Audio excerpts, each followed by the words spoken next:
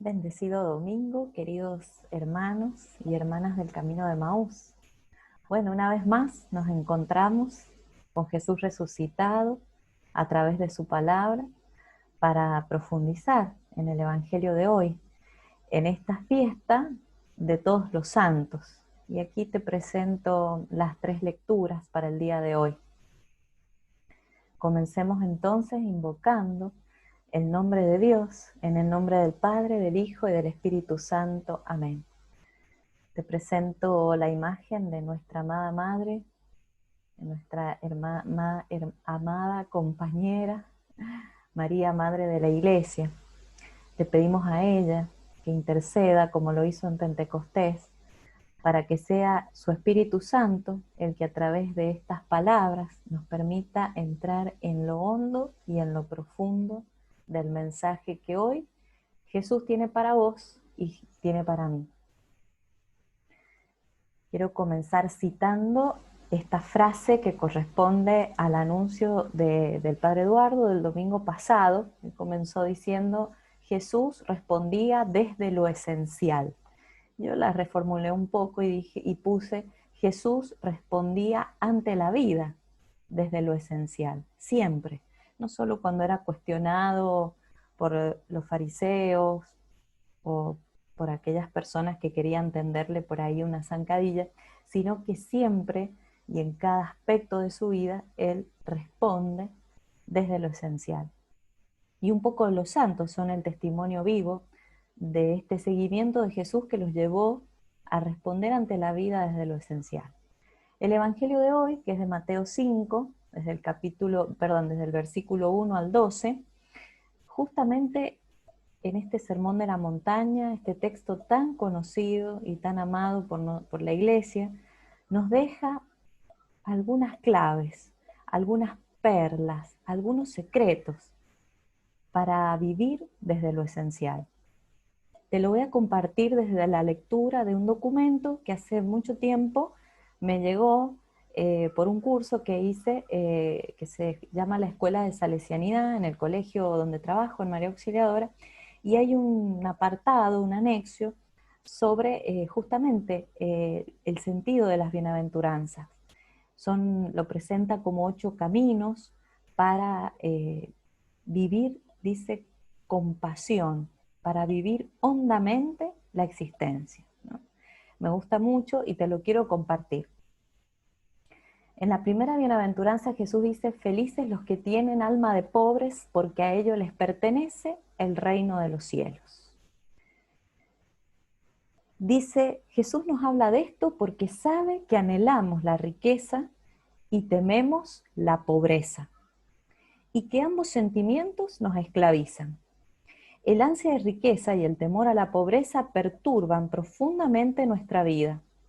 Nos alejan de los demás, nos hacen traicionar los ideales, nos llevan a quebrantar principios éticos y sobre todo nos llevan a vivir lejos de nuestro propio corazón. Cosa que causa mucho dolor, injusticia, traición y crímenes. Jesús, por el contrario, nos propone la pobreza de espíritu como un modo de ser libres. La pobreza de espíritu consiste en ser independientes frente a los bienes materiales, lo cual se expresa en la austeridad, en tener lo necesario para vivir sin deseos de acumulación. La austeridad nos hace libres frente al control que ejercen sobre nuestra vida el ansia de riqueza y el temor a la pobreza, y predispone nuestro corazón para acoger a los otros como hermanos. La segunda bienaventuranza, el segundo camino, dice: felices los pacientes, porque recibirán la tierra en herencia. La sabiduría de la paciencia.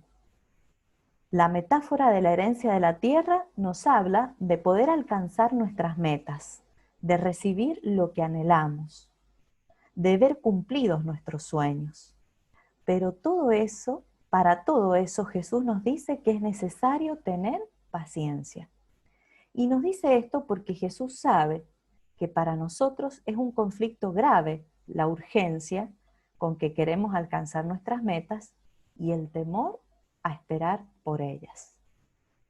La paciencia consiste en la capacidad de esperar lo que tarda en llegar, sin renunciar por la demora.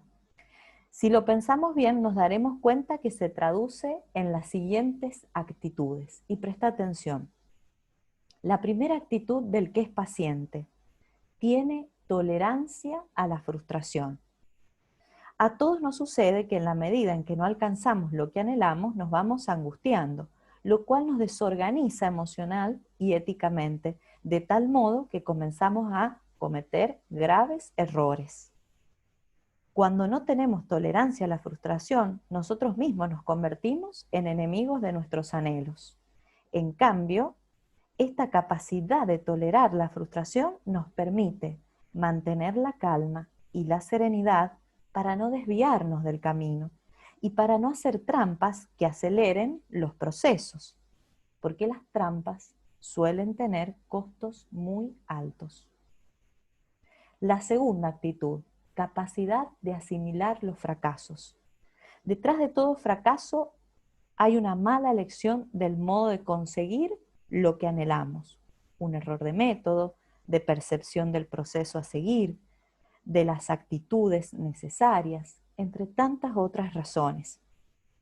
La capacidad de asimilar los fracasos quiere decir, literalmente, tener capacidad para nutrirse de ellos. Se trata de aprender las lecciones que nos dejan para no cometer los mismos errores, ni tener que renunciar a nuestras metas. Tercera actitud, fortaleza ante las dificultades.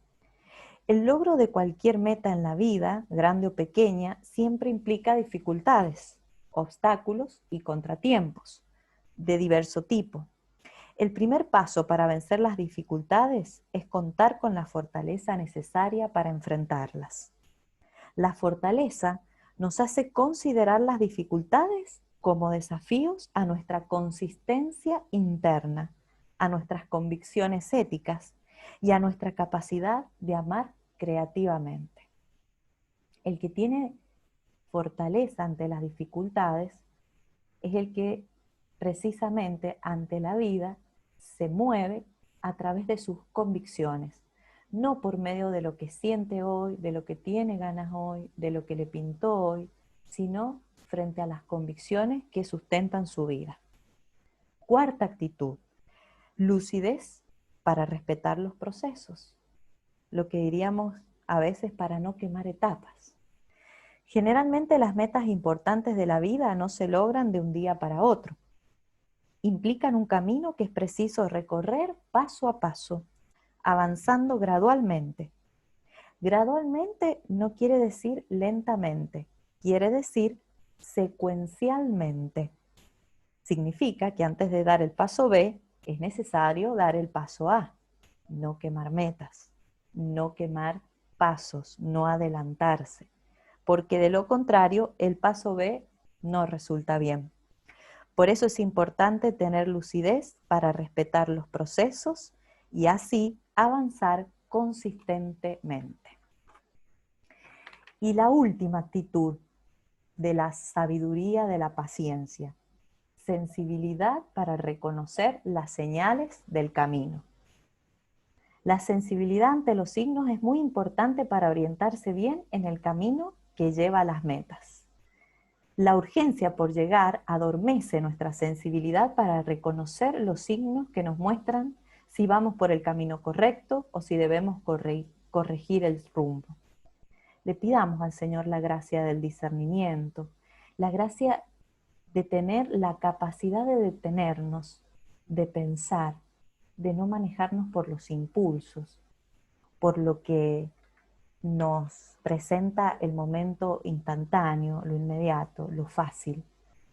Tener la capacidad de esperar a un segundo tiempo para poder responder, para poder darnos cuenta qué es lo que el Espíritu nos va susurrando internamente. Esos signos, esas señales a veces son una persona, un consejo, una canción, una reflexión que escucho en el auto mientras voy a mi trabajo. El Señor tiene innumerables maneras de darnos señales. pero requiere de nosotros estar atentos, ser vigilantes. Felices los afligidos, porque serán consolados. El regalo de las heridas. Jesús nos dice esto porque sabe que la vida está hecha de alegrías y de dolores. Nuestra tendencia natural se inclina por definir la felicidad como pura alegría, con total ausencia de dolor. Si observamos con atención nuestras experiencias personales y la de nuestros seres queridos, no podemos dejar de notar que el dolor nos vuelve sensibles al sufrimiento de otros. Abre nuestro corazón al cariño de los otros, nos vuelve capaces de perdonar y de perdonarnos a nosotros mismos. Junto con todo esto, el dolor nos acerca a Dios, nos hace necesitarlo, buscarlo y encontrarlo. Todo esto es el inmenso regalo que nos hacen las heridas. Nuestra tendencia natural nos hace decir, felices son los que viven alegres, pero esta es una definición muy parcial, negadora y regresiva. Frente a eso, Jesús nos propone una definición más honda, más fecunda y madura, diciendo, felices son los que habiendo pasado por la experiencia del dolor, tienen la posibilidad de experimentar la serenidad que produce el consuelo. Y el consuelo no es otra cosa que la capacidad de metabolizar el dolor, de aceptarlo, asumirlo y superarlo, porque es un rostro ineludible de la vida. El consuelo complementa nuestra visión de la vida, permitiéndonos comprender que la felicidad está constituida por las alegrías de la vida y también por los dolores, puesto que a través del dolor, la vida nos da la sorpresa de hacernos descubrir que los sufrimientos tienen un enorme sentido, que hay dimensiones de la existencia que solo se descubren en el dolor y que son dimensiones indispensables para vivir felices. La felicidad definida como consuelo, como alegría después del dolor, es una definición mucho más honda de la vida, más prudente, más sabia, más libre, más espiritual. Qué hermosa está este regalo de las heridas. Qué maravilloso. Felices los que tienen hambre y sed de justicia, porque serán saciados. Nutrirse con la misericordia. La metáfora que utilizó Jesús nos ayuda a comprender que está hablando del alimento y la bebida que nos permite vivir. No es tan sencillo descubrir qué quiere decir esta necesidad de justicia. Es fácil creer que se trata del sentido legalista, como lo representa la imagen, equitativo e imparcial con que espontáneamente entendemos lo justo, aquella justicia de a cada cual lo que le corresponde, lo del premio y el castigo. Jesús sabe que es una cuestión vital para poder vivir, distinguir entre el bien y el mal. Sin embargo, sabemos por experiencia personal que no siempre hacemos el bien muchas veces, aun queriendo hacer el bien. Es el mal el que nos sale, como dice San Pablo. En nuestra realidad humana, frágil y pecadora, es poco lo que podemos esperar del sentido legal de la justicia. Esta justicia no puede ser alimento de vida para nosotros. Entonces, para entender bien, es necesario tener en cuenta que nuestro Dios no es equitativo, imparcial ni ecuánime, todo lo contrario. Es parcial, favorista e influenciable. Un Dios que no está interesado en juzgar, sino en amar. Un Dios que no se mantiene a indiferente distancia, sino que se comprende solidariamente. Es un Dios que tiene una escandalosa preferencia por el pecador que sufre, por quien muestra una maravillosa delicadeza ofreciéndole su misericordia. La justicia de Dios es misericordia. Es acogida al clamor del que sufre a causa de su fragilidad, de su maldad y de su aislamiento. Por eso Jesús nos dice que son felices los que tienen hambre y sed de misericordia divina, de la certeza de su benevolencia y de su tierna fidelidad. Este es el único modo de tener vida, nutrirla con la misericordia de Dios, que nos vuelve lúcidos acerca de nuestra necesidad de Él y de nuestra necesidad del otro. Amén. Felices los misericordiosos, porque obtendrán misericordia. Abrirse a la compasión. Nos dice esto Jesús porque sabe que el dolor nunca nos resulta indiferente. El dolor siempre nos inquieta, nos asusta y nos conmueve. Frente a él podemos reaccionar de un modo centrado en nosotros mismos o centrado en los otros. En el primer caso se trata de un contagio emocional y en el segundo hablamos de la experiencia de la compasión. El contagio emocional es una reproducción interna de una vivencia que se produce como efecto de estar con el otro. En el contagio emocional somos sumergidos por la onda de sentimientos que afecta al otro, originado en nuestra pasividad y debilidad interior. Pero me quedo así, asombrado, apenado, pero desde mi pasividad y mi debilidad interior. Me quedo ahí, llego como a un primer nivel de acompañamiento, ¿sí? La compasión es algo mucho más. Dice así, la compasión en cambio es un compartir sentimientos desde la situación del otro. Es un dolor que me concierne y me impulsa a actuar. Implica un desbordamiento de la estrechez del yo individual y se origina en la riqueza y en la fuerza interior. Al observar este contrapunto, se comprende por qué en la compasión no hay espacio para la dureza y la severidad. Así también se entiende por qué Jesús nos dice que la compasión nos lleva a la misericordia, lo cual quiere decir que por el camino de ponernos en el lugar del otro, con total descentramiento de nosotros mismos, podemos llegar a tener los mismos sentimientos de Dios, pasar por nuestro corazón la miseria de los otros. Pidamos al Señor la gracia de tener experiencias de compasión con los hermanos, de podernos poner en su lugar, de que ese dolor no solo me asombre, me conduela emocionalmente, sino que me impulse a actuar, a ponerme en su lugar para hacer algo, para salir a su encuentro, para acompañarlo, para darle una palabra de aliento. Y si está en nuestras posibilidades hacer algo más, mucho mejor. Felices los que tienen el corazón puro, porque verán a Dios. Contemplar con un corazón puro. Jesús nos dice, felices, los limpios de corazón, los puros, porque ellos verán a Dios. Nos dice esto porque sabe que nuestro corazón tiene un lado oscuro, que siempre amenaza a contaminar todo lo que vivimos.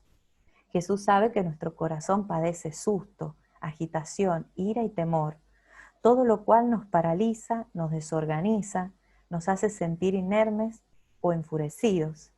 Sabe también que nuestro corazón está expuesto a sufrir el dolor de la desconfianza, del descontento, del agravio y la derrota, todo lo cual nos hace vivir en guardia, experimentándonos insatisfechos, impotentes y heridos por falta de la valoración que sentimos padecer ante los ojos de los otros. Finalmente, sabe que estamos expuestos también a la envidia, a los celos y el afán de venganza. Todo esto nos hace ver como fracasos propios lo que poseen los otros. Entonces nuestro querer tener se inclina con el querer quitar. Por cierto, las oscuridades del corazón perturban profundamente nuestra capacidad de contemplar limpiamente la vida, haciéndonos mirar todo con el oscuro cristal de la distancia y el rencor. Las oscuridades de nuestro corazón nos van hundiendo en el aislamiento y la esterilidad. No nos dejan sentirnos amados ni amar, y el corazón termina por cerrarse, sofocado por la oscuridad. Nos damos cuenta que antes de llegar tan lejos es necesario ocuparnos a tiempo de la imperiosa necesidad de sanar nuestras heridas y de abrirnos a la reconciliación y el perdón cuando sea necesario, de nutrirnos de generosidad y de fecundas renuncias, de mantener siempre una activa paciencia y una confiada esperanza de vida. Todas estas riquezas son fruto de la contemplación de Dios, de orientar el corazón a Él, dejando que sea Él quien lo sane, lo reconcilie y lo anime. La capacidad de ver a Dios es lo que Jesús nos dice que reciben todos aquellos que viven con el corazón limpio, único modo de ver a Dios y de ver hermanos en los demás. Qué hermoso, vivir con un corazón limpio, puro, contemplando a Dios, conscientes de las oscuridades que también tenemos, pero llevándolo siempre a tener los ojos puestos en aquel que nos purifica, nos sana, nos limpia, nos reconcilia. Felices los que trabajan por la paz, porque serán llamados hijos de Dios. Honrar la comunión. Jesús nos dice que son felices los que trabajan por la paz. Nos dice esto porque sabe que nuestra vida está traspasada por el desacuerdo, el conflicto y el enfrentamiento, y que siempre estamos necesitados de caminos de diálogo, reencuentro y unidad, necesitados de construir la paz. Un primer paso para construir la paz es el diálogo. Sin embargo, no hay que olvidar que el diálogo es simplemente la capacidad de escuchar con respeto las ideas del otro. Para que haya paz, no es suficiente con intercambiar ideas, es necesario además ser tolerantes, es decir, tener la apertura suficiente como para aceptar modos distintos de comprender, de valorar y de ser. Es aceptar que el otro tiene derecho no solo a pensar distinto, sino a ser distinto de mí. La tolerancia es una actitud a medio camino entre lo intelectual y lo emocional, de modo que abre paso a la siguiente etapa en la construcción de la paz, que es la empatía. La tolerancia no se sostiene sin el apoyo de la empatía, que es aceptar con respeto los sentimientos del otro. En este recorrido que hemos hecho hasta ahora, el diálogo nos permite construir la paz en el ámbito ideológico. La tolerancia nos permite construir la paz en el ámbito cultural. La empatía nos permite construir la paz en el ámbito emocional. Todos estos niveles son necesarios, pero insuficientes. La paz solo será verdaderamente sólida si nos abre a la experiencia de la comunión. Ese es el nivel en que la paz es una construcción ético trascendente, que nos lleva a vivir pensando, tolerando, sintiendo y actuando éticamente, viendo en cada hombre a un hermano. Solo así la paz será sólida. Solo en la fraternidad universal podremos sentir que la construcción de la paz está terminada. Mientras tanto, Jesús nos dice que son felices los que trabajan por construirla, porque son llamados hijos de aquel cuyo único sueño es que todos sus hijos algún día se reconozcan como tales. Padre, que todos sean uno para que el mundo crea.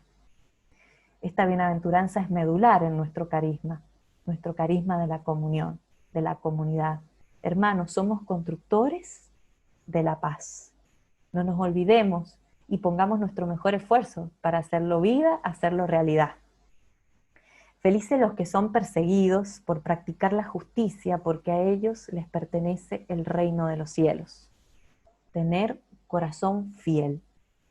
Nos dice esto Jesús porque sabe que vivimos interiormente divididos entre el deseo de luchar para mejorar el mundo y la tentación de conformarnos y aceptarnos pasiva y acríticamente. La tarea de mejorar el mundo es ardua, lenta y difícil. Es un camino que además de las dificultades esperables se encuentra con la oposición y la hostilidad de todos aquellos a quienes no les conviene que las situaciones cambien, porque toca sus privilegios, activa sus temores o perturba su comodidad. Por el contrario, es sencillo perseverar en las causas que son populares, que todos ven con buenos ojos. Por el contrario, es difícil perseverar en las causas en las que siempre se va contracorriente. En las causas populares, la energía para llevarlas adelante se nutre de la buena fama, del éxito masivo, de la popularidad. Las causas contracorriente se nutren de la buena fama, las causas contracorriente nutren su energía en las convicciones internas, en la autonomía personal, en la identificación con la causa, en el estímulo de los pocos que creen y esperan lo mismo, y en la potencia de la fe. Todo esto se traduce en la virtud de la fidelidad, la capacidad de mantener a lo largo del tiempo la lealtad a una causa, más allá de la esperanza y más allá del dolor. Una fidelidad así ya no es esperanza, es certeza. Son felices porque no tienen que esperar, ya lo poseen. Por eso Jesús nos dice, felices los que son capaces de esperar lo que nadie espera. Felices los que confían en lo que nadie confía. Felices los que creen que los olmos pueden dar peras. Ellos, y solo ellos, viven la alegría de comprobar que las peras más fragantes, perfumadas y deliciosas no la dan los perales, las dan los olmos. Felices los que así creen y esperan por el reino de los cielos. Más aún, felices aquellos a los que la fidelidad de su corazón les alcanza hasta para ser perseguidos. Nuestra causa contracorriente es la cruz. Es la locura de la cruz, va a decir San Pablo. Es haber confiado plenamente en el poder redentor que tuvo este aparente fracaso de la cruz. Y es darnos a la tarea de poner las manos en el arado y no mirar para atrás, como dice la palabra. Que el Señor hoy nos conceda un corazón fiel, un corazón entregado, un corazón que se anima a esperar contra toda esperanza. Los santos son testimonios vivos, como te dije al principio, de estas bienaventuranzas. Ellos hicieron vida cada uno de estos eh, secretos, de estos caminos, de estos tesoros que Jesús nos deja hoy en su palabra. Ayer, mientras caminaba, buscaba algunas reflexiones sobre la festividad de todos los santos, y algo que me quedó de lo que escuchaba es que hoy no solamente celebramos a los santos canonizados, es decir, a los que ha reconocido la Iglesia, sino que precisamente por la expresión todos los santos, recordamos a esos santos que no han sido canonizados, pero que han pasado por nuestra vida, dejando huellas, dejando testimonios vivos de que es posible vivir el Evangelio y vivir el amor. Y pensaba en mis propios santos. Yo te invito a que hoy des gracias a Dios por tus santos personales, por esos que quizás no son canonizados, pero que han dejado en tu vida huellas profundas. Yo pensaba en mi abuela María, en la Maruca, una mujer maravillosa, enfermera de profesión, y ella me dio dos cosas que San Ignacio va a resumir en mi frase favorita: en todo amar y servir. El amor me vino porque puso las bases de la fe en mi vida. Es la que me enseñó las primeras oraciones, la que me enseñó a amar a Jesús por sobre todas las cosas, con todo el corazón y bajo cualquier circunstancia. Una mujer de una fe inquebrantable. Y también el servicio, en todo amar y servir. Una mujer que me mandaba con la ollita de parte de nuestro almuerzo para unos vecinos que vivían cerca, y era una mamá soltera con muchos hijos y que trabajaba al día mientras estudiaba, mientras pagaba sus estudios de enfermera. Misteriosamente, en la agonía de mi abuela, los días en que ella agonizaba, esta mujer estaba en el hospital Rawson, de hecho es enfermera de ahí, y pasó pasó a saludarla. El misterio, ¿no? Bueno, con ella mi abuela hizo concreta la caridad y me enseñó a mí a hacerla concreta, llevando parte de nuestro almuerzo a esa familia. Me mandaba a mí, con 7, 8 años, un poquito más, quizás 9. Y también, como disfrutaba mucho de estar con ellos en su oficio de enfermera, ella siempre ofrecía sus primeros auxilios, servicios de inyección, de tomar la presión a los vecinos. Y en el horario en que ellos la buscaban, agarraba el tensiómetro, agarraba la cajita con estas jeringas de vidrio, eran antes de vidrio y estaban esterilizadas, estaban listas junto con las agujas, que eran duras, así, nada que ver ahora, no, ahora todo es descartable. Bueno, estaban todas esterilizadas en una cajita que a mí me encantaba abrir y cerrar de vez en cuando y jugar, lista para el servicio, siempre. Eso es uno de los santos o de los primeros santos que en mi vida ha marcado, ha marcado un camino, ha marcado valores y claves profundas que hacen que hoy, bueno, sea lo que soy, ¿no? Que al menos vaya construyendo, vaya siguiendo a Jesús. Te invito en este día a dar gracias por tus propios santos, por esos que están ya gozando de la presencia de Dios, como lo describe la lectura del Apocalipsis, que ya están alabando al Cordero, que ya pasaron por la tribulación, la gran tribulación de la vida, y ya están contemplando cara a cara al Señor. Bueno, y da gracias a Dios. Hoy es un día para agradecer. Y te dejo esta pregunta. ¿Cuál o cuáles de las bienaventuranzas iluminan hoy tu propio camino de santidad? Porque también el Señor te invita a ser santo, a vos, hoy. Hermanos, que tengan un bendecido domingo, que Jesús los acompañe. Bendito sea Él. Chao, nos vemos.